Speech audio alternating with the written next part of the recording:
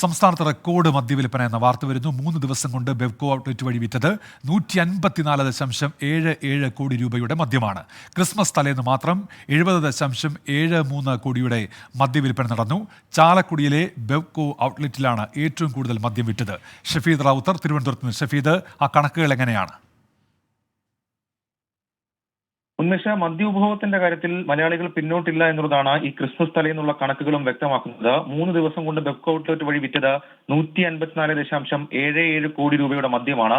ഈ ദിവസം ക്രിസ്മസ് തലേന്ന്, അതേസമയം ഈ സീസണിൽ ക്രിസ്മസ് തലേന്ന് 70.73 കോടിയുടെ മദ്യവിൽപ്പന നടന്നു. കഴിഞ്ഞ വർഷം ഇത് 69.55 കോടി രൂപയുടെ മദ്യവിൽപ്പനയായിരുന്നു. അതേപോലെ തന്നെ 22, 23 ദിവസങ്ങളിൽ ഇത്തവണ 84.04 കോടി രൂപയുടെ മദ്യവിൽപ്പന ഉണ്ടായി. അതേസമയം 2022 ഈ 2 ദിവസങ്ങളിൽ 75.41 കോടി രൂപയുടെ മദ്യമാണ് വിറ്റത്. നിലവിൽ ഇപ്പോൾ ലഭിക്കുന്ന കണക്കനുസരിച്ച് ക്രിസ്മസ് തലേന്ന് ഏറ്റവും കൂടുതൽ മദ്യവിൽപ്പന നടന്നത് ചാലക്കുടിയിലെ FL1 8022 എന്നുള്ള ബെവ്കോ ഔട്ട്ലെറ്റ് വഴിയാണ്. 2ാം സ്ഥാനം ചങ്ങനാശ്ശേരിയിലാണ് എന്നതും ഏറ്റവും പ്രധാനപ്പെട്ട കാര്യമാണ്. ഇന്നത്തേതടക്കമുള്ള മദ്യവിൽപ്പനയുടെ കണക്കുകൾ വരും ദിവസങ്ങളിൽ മാത്രമേ ലഭ്യമാവുകയുള്ളൂ. ഉന്മേഷ്, ശരി. ഷഫീദ് റാവുത്തറാണ് വിവരങ്ങൾ നൽകിയത്. കഴിഞ്ഞ 3 ദിവസങ്ങളിലെ മദ്യവിൽപ്പനയുടെ ബെവ്കോ ഔട്ട്ലെറ്റ് വഴിയുള്ള മദ്യവിൽപ്പനയുടെ കണക്കുകളാണ് ഇപ്പോൾ പുറത്തു വരുന്നത്.